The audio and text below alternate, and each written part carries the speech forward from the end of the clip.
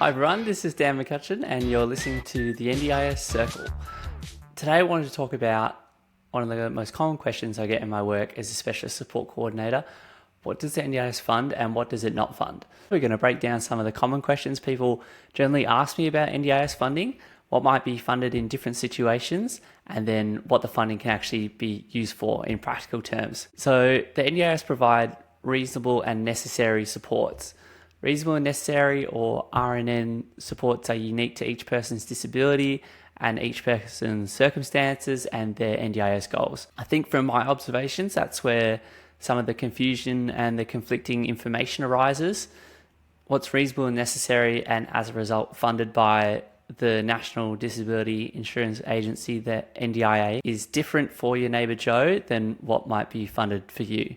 And this can be super confusing if you're a parent of a child with a disability and this convoluted world of the NDIS is all new to you and you're doing your best to learn, and a parent at school says their kid's been funded for therapy twice a week and your child is only receiving funding for therapy once a week. So yeah, just keep in mind that what's reasonably necessary for one person might be not funded for the next person. It's all based on individual circumstances and goals. So because every person in their situation is unique, and as a result of that, what constitutes reasonable and necessary looks different for every person. And sort of black and white thinking and confident announcements I see online or in Facebook groups that the NDIS do fund transport to school or they don't fund an iPad, things like that, sort of miss the nuance and contribute to some misinformation in already really confusing space.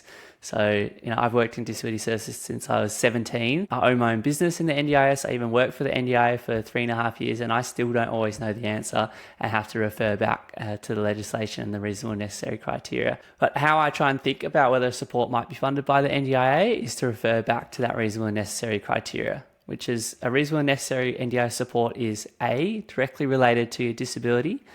So a person once asked me if their TV could be funded by the NDIS. So generally speaking, an item such as a TV or something that's sort of a daily item, in vast majority of cases, that's an item that's not related to someone's disability. If someone lives without a disability, they likely also own a TV. B, it's not an everyday living cost.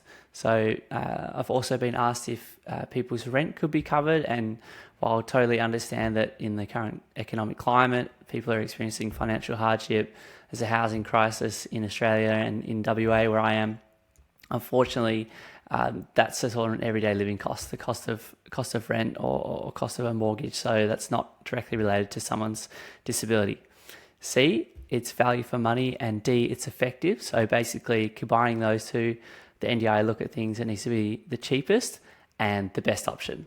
So for example, if a person that uses a wheelchair is considering two options for their new wheelchair, this actually I had this scenario come up a couple of weeks ago with a woman that I support looking at two different wheelchairs. The first wheelchair was more expensive. I think it cost around $30,000, and then the second wheelchair cost around $10,000.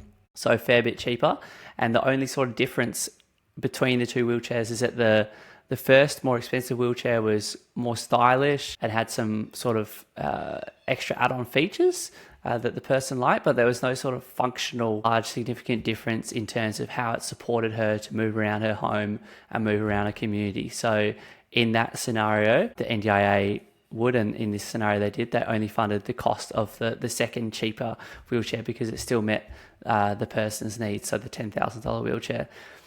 In the scenario that I'm talking about recently with this lady that I support, she actually decided to fund the difference. So from the $10,000 to the $30,000, she funded an extra $20,000, the gap, because she had the money to do that, and she wanted the more expensive wheelchair. And so generally, NDIS participants and families are able to fund that gap there between the value for money, effective, cheapest and best option and the option that they prefer, but the NDIA will only fund that cheapest and best sort of base model option.